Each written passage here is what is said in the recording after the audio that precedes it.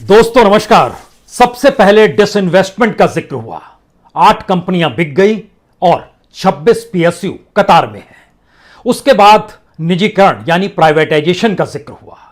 देश के 18 मंत्रालयों में से अलग अलग हिस्से को किसे किस रूप में बेचना है और टारगेट 6 लाख करोड़ का।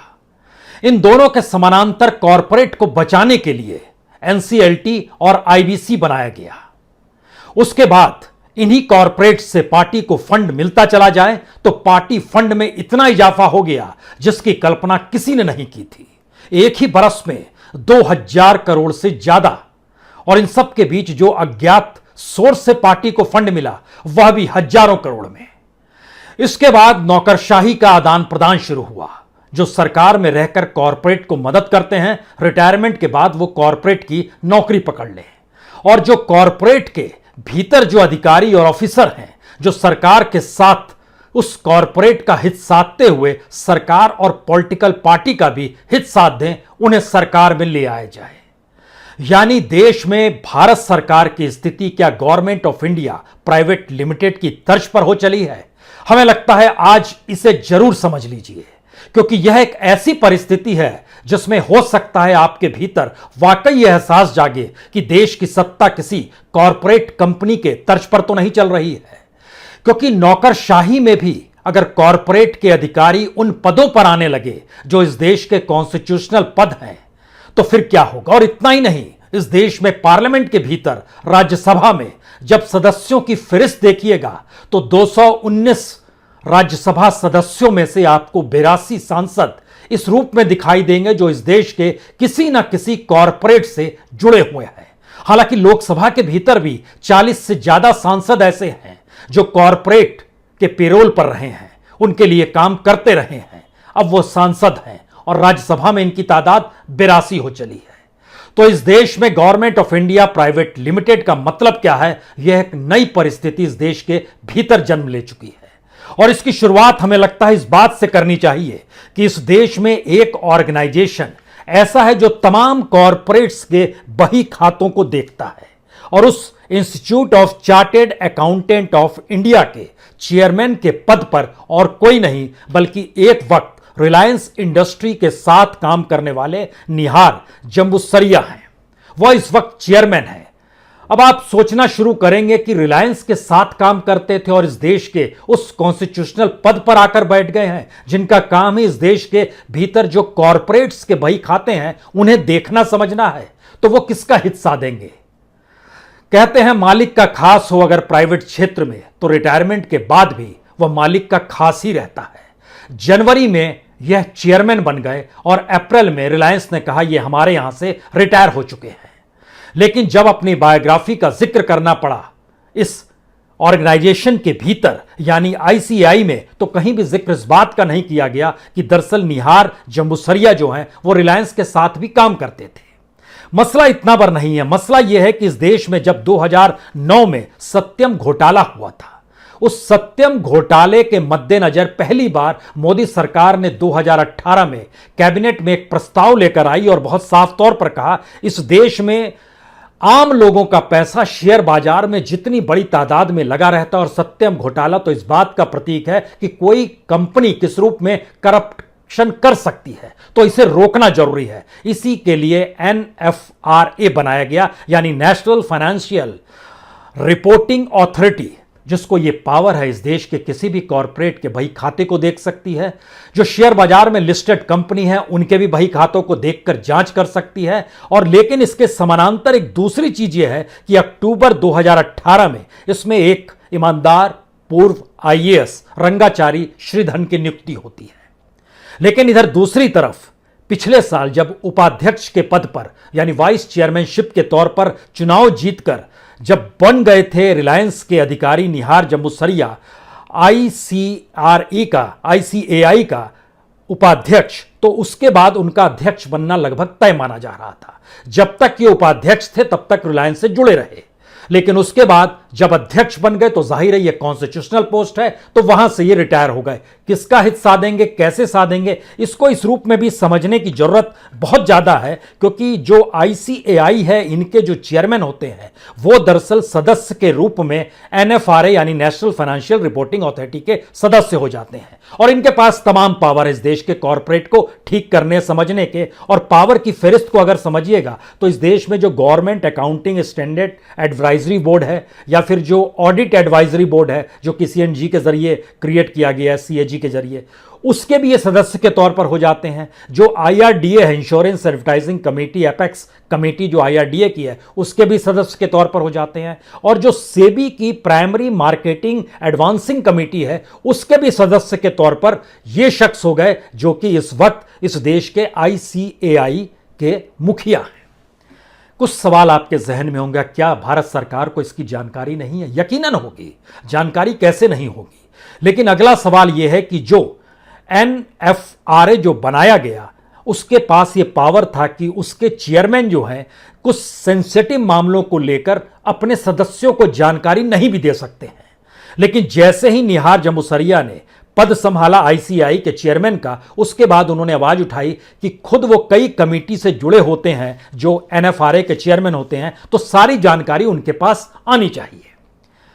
अब यह मामला पूरी तरीके से कॉर्पोरेट अफेयर मिनिस्ट्री यानी निर्मला सीतारमण के पास ही चला गया। लेकिन इस देश में हर कोई जानता है, इस देश के फाइनेंशियल एस्पेक्ट को PMO ही सबसे ज्यादा जानता है, और कॉर्पोरेट अफेयर हो या देश की इकोनॉमी, उन सब का निर्णय PMO के जरिए ही होता है। तो निर्णय इस वक्त भारत सरकार को करना है, देश के प्रधानमंत्री को करना है कि कितना पावर दिया जाए इस वक्त में मौजूद निहार जम्बूसरिया का। यह एक पहला हिस्सा है। दूसरा हिस्सा यह है इन सब के बीच में कि बड़ी तादाद में जो कॉरपोरेट में चले जाते हैं और भारत सरकार में काम करते हुए कॉरपोरेट की मदद करते हैं, उसमें कितने नाम हो सकते हैं। आपको जानकर हैरत होगी कि बीते लगभग 4 बरस के भीतर 2017 के बाद से लगभग 54 ब्यूरोक्रेट हैं जो इस देश के कॉरपोरेट के हिस्से में चले गए, उनके यहां नौकरी करने लगे। उसमें से 16 ऐसे कॉरपोरेट हैं जो बेहद प्रभावी। आप कहेंगे बेहद प्रभावी का क्या मतलब होता है, तो जरा समझिए। इससे पहले के जो सेंट्रल विजिलेंस कमिश्नर थे, आपके जहन में होना चाहिए, जिस समय इस देश में CBI को लेकर झगड़ा आलोक वर्मा और राकेश अस्थाना का चल रहा था, और 23 अक्टूबर 2018 को जो रात में CBI दफ्तर में छापा मारा गया, जो कुछ किया गया वहां पर, उस वक्त CVC के पास शिकायत लेकर राकेश अस्थाना गए थे। और CVC उस समय और कोई नहीं, KV चौधरी साहब थे। ये KV चौधरी जैसे ही रिटायर होते हैं 2019 में, इनको डायरेक्टर पद मिल जाता है रिलायंस इंडस्ट्री में 2 करोड़ के वेतन पर। इसके बाद आइए जो इससे पहले SBI की चेयरमैन थी। SBI इसलिए क्योंकि इस देश के सबसे बड़े बैंकों में से है, जो कमर्शियल बैंक है और सरकारी बैंक के तौर पर। इसने कितना रिटर्न ऑफ किस रूप में किया, कितने कॉरपोरेट को कितना कर्ज दिया, यह किसी से छुपा हुआ नहीं है। तो उनके जो SBI चेयरपर्सन जो फॉर्मर अरुंधति भट्टाचार्य, इन्होंने भी रिलायंस ज्वाइन कर लिया, यह भी डायरेक्टर के पद पर, इंडिपेंडेंट डायरेक्टर के पद पर। इन दोनों की नियुक्ति 5 साल के हुई, जो कि रिलायंस के एनुअल रिपोर्ट में सामने निकल कर आई। अरुंधति भट्टाचार्य की सालाना कमाई जो है 1 करोड़ 85 लाख की है। सवाल इसके आगे का है कि ऐसे 16 हैं उस फहरिस्त में जिन्होंने अलग अलग कॉरपोरेट्स में अपनी हिस्सेदारी शामिल कर ली। लेकिन यह दूसरा हिस्सा निकल कर आया कि कॉरपोरेट का कोई अधिकारी इस देश में संवैधानिक पद पर आकर बैठे और उसके बाद वह उस जगह से रिटायर्ड खुद को मान ले, जबकि उस बॉडी का काम यही होता है कि वह देखे समझे परखे कि तमाम जगहों पर गड़बड़ी तो नहीं हो पा रही है। अगर याद कीजिएगा तो सेबी के भी कुछ नोटिस हैं जो कभी रिलायंस को दिए गए थे। इससे पहले याद कीजिएगा तो अपने तौर पर कई नोटिस अंबानीज की कंपनी को भी गए हैं, अडानीज की कंपनी को भी गए हैं, और इस देश के लगभग 62 कॉरपोरेट्स को गए हैं, जो उन्हीं ऑर्गेनाइजेशन से गए हैं जिन ऑर्गेनाइजेशन को चलाने वाले अगर कॉरपोरेट से आए हुए अधिकारी होंगे तो वह किसका हिस्सा देंगे। यह पहला सवाल आपके जहन में होना चाहिए। दूसरा सवाल, जब हम इस बात का जिक्र करते हैं कि government of India private limited शब्द क्यों निकल कर आता है, इस देश के राज्यसभा के भीतर में 42 ऐसे सांसद हैं जिनके ताल्लुकात अपने तौर पर कहीं ना कहीं किसी ना किसी रूप में कॉरपोरेट के साथ रहे हैं, और वो इस वक्त राज्यसभा के सदस्य हैं। लगभग 42 सांसद भी ऐसे निकल कर आए जिनके ताल्लुकात कहीं ना कहीं किसी ना किसी रूप में किसी कॉरपोरेट के साथ रहे हैं।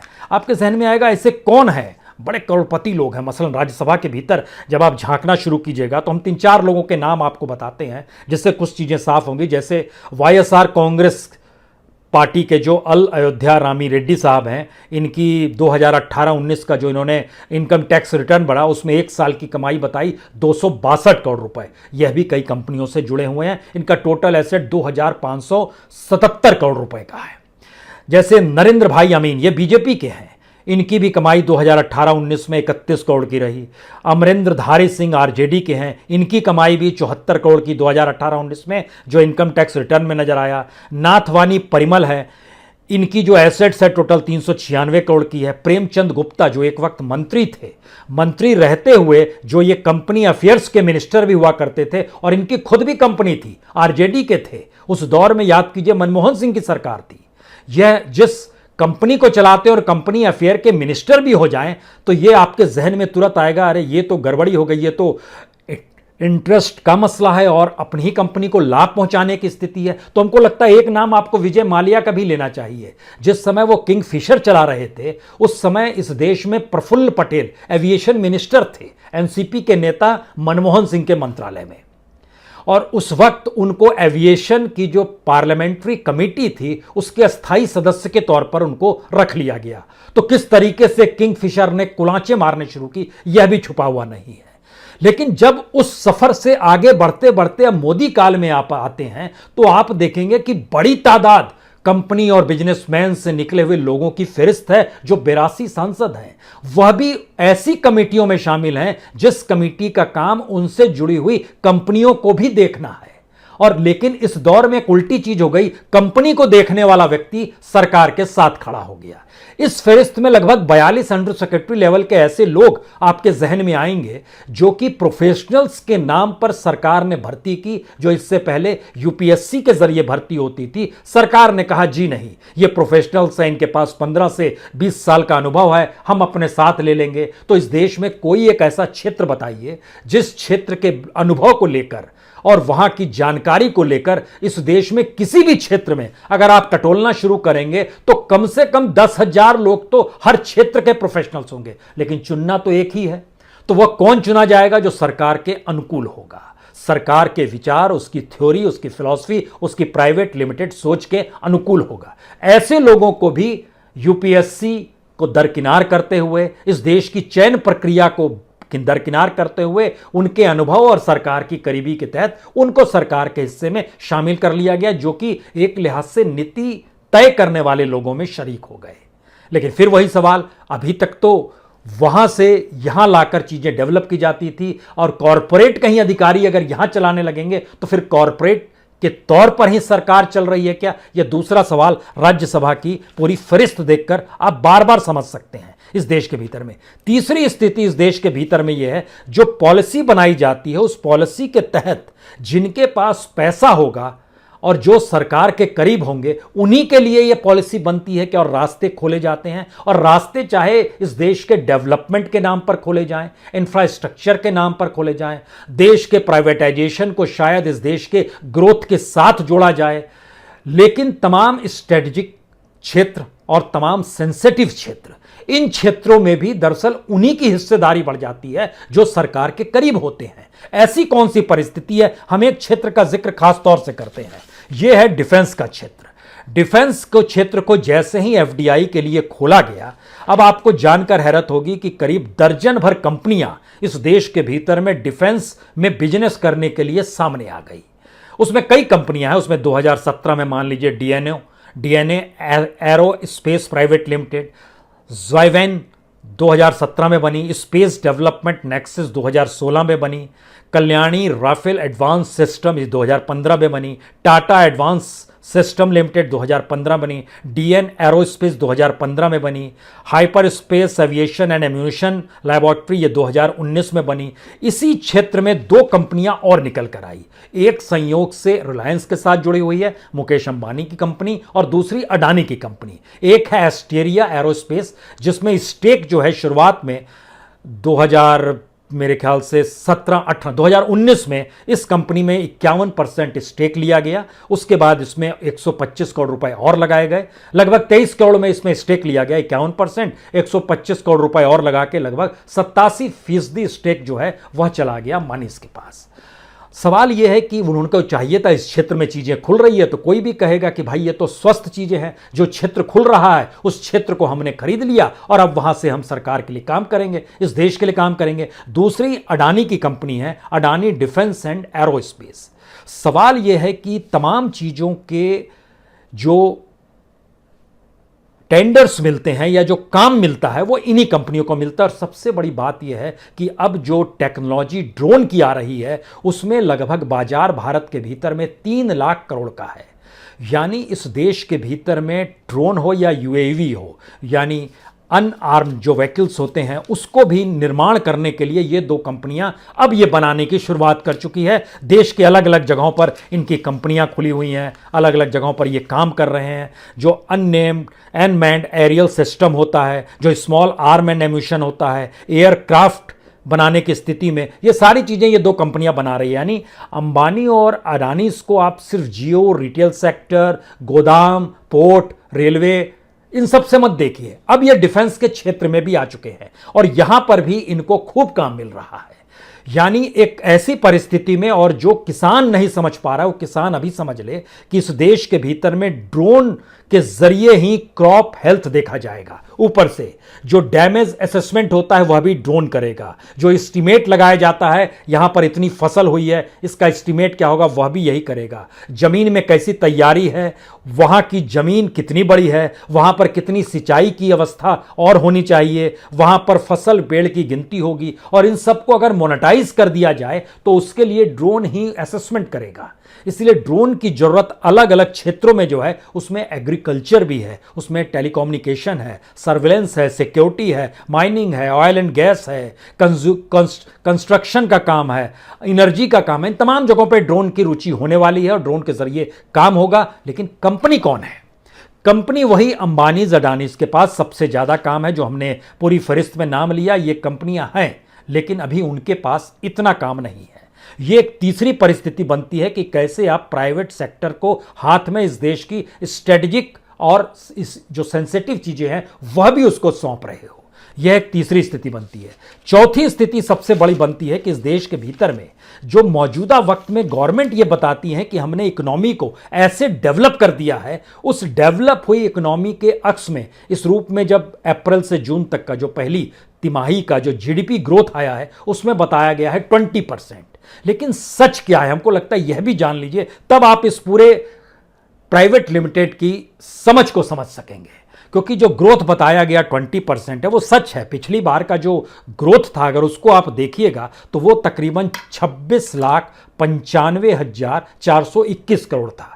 इस बार उसमें 20% इजाफा हुआ और ये बढ़कर 32,38,020 करोड़ पर आ गया है। आप कहेंगे ग्रोथ तो हुआ है, लेकिन हमें लगता है कि इस कोविड काल के दौर में इससे कुछ पहले चले जाइए। 1 साल पहले 2019-20 में जो ग्रोथ था वो 35,66,000 करोड़ का था। यानी उससे अभी हम पीछे हैं। पहला राउंड ये हुआ।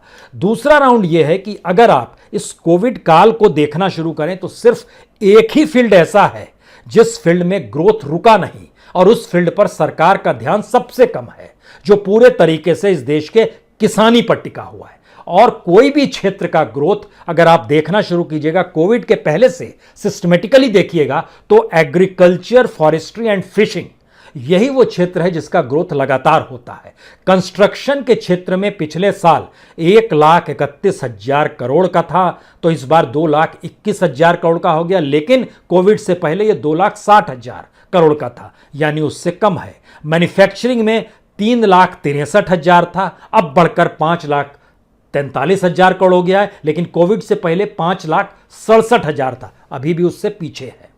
ट्रेड के क्षेत्र में जो होटल है, ट्रेड है, ट्रांसपोर्ट है, कम्युनिकेशन है, यह इस वक्त 3,45,000 करोड़ है, जो बढ़कर 4,66,000 करोड़ हो गया। लेकिन उससे पहले ये 6,00,000 64,000 करोड़ का था। इसी तरीके से हर फील्ड का। लेकिन जब हम डिफेंस का जिक्र कर रहे थे तो डिफेंस के ग्रोथ में बहुत ज़्यादा नीचे नहीं गई, बल्कि जो कंपनियां डिफेंस में प्राइवेट सेक्टर के साथ जुड़ गई हैं और गवर्नमेंट ऑफ इंडिया ने पूरी तरीके से प्राइवेट लिमिटेड में चीज़ें तब्दील कर दी है, उनको यह जानकारी होनी चाहिए कि कोविड से पहले डिफेंस और पब्लिक एडमिनिस्ट्रेशन का जो पूरा रकम निकल कर आता है वो 3,99,000 करोड़ का था।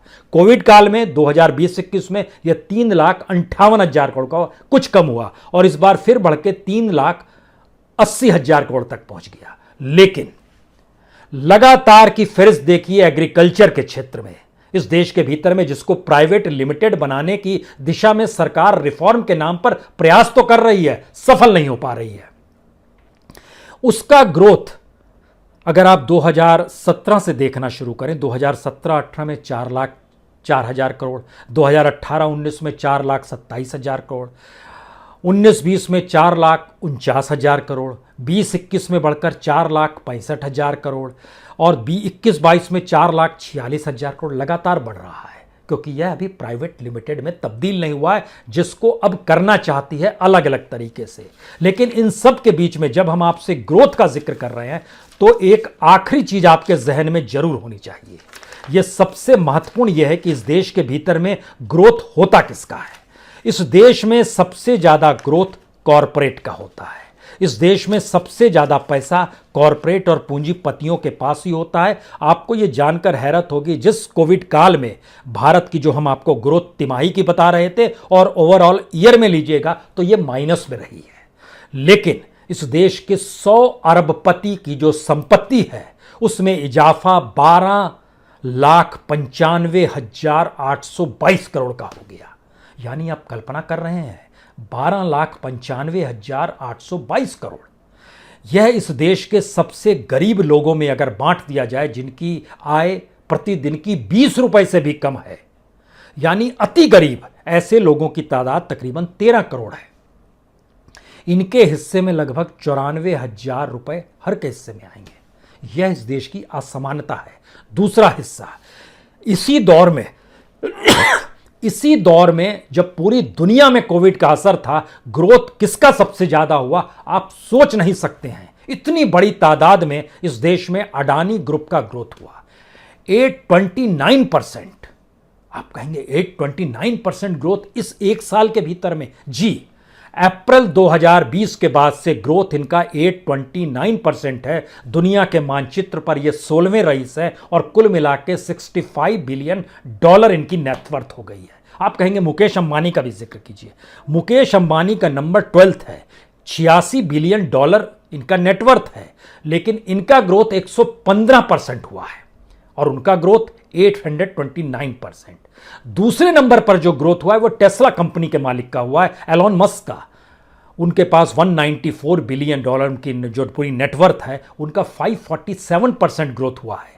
अजीम प्रेमजी जो है उनका ग्रोथ 153% पे, थर्ड रैंक में वो आते हैं जिनका ग्रोथ हुआ है, लेकिन इनकी नेटवर्थ $38 बिलियन है। ये दुनिया के मानचित्र पर 34वें रईस हैं।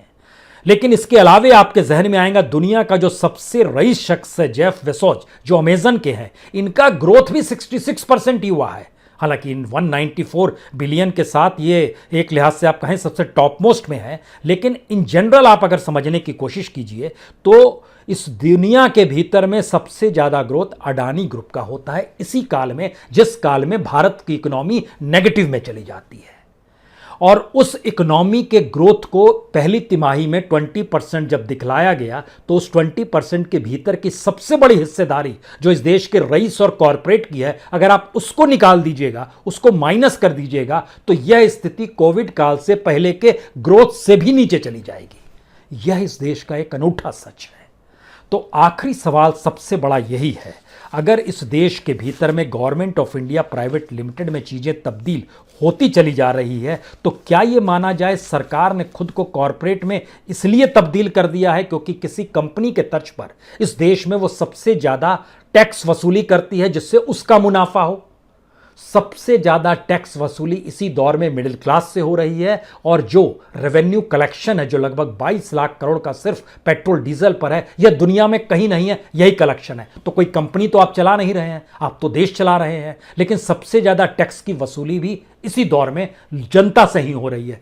इसी दौर में गवर्नेंस पर सबसे ज्यादा खर्च भी हो रहा है। इसी दौर में सबसे ज्यादा उन कानूनों को खत्म किया गया जो रिस्ट्रिक्शन डालते थे कॉरपोरेट के सामने कि उनको लेकर कोई कुछ ऐसे ह्यूमन राइट्स का सवाल हो, लेबर राइट्स का सवाल हो, एग्रीकल्चर में किसानों के राइट्स का सवाल, उन सारे कानूनों को खत्म किया गया और कहा गया कि ये रिस्ट्रिक्शन डालते थे हमारे रिफॉर्म की सोच में।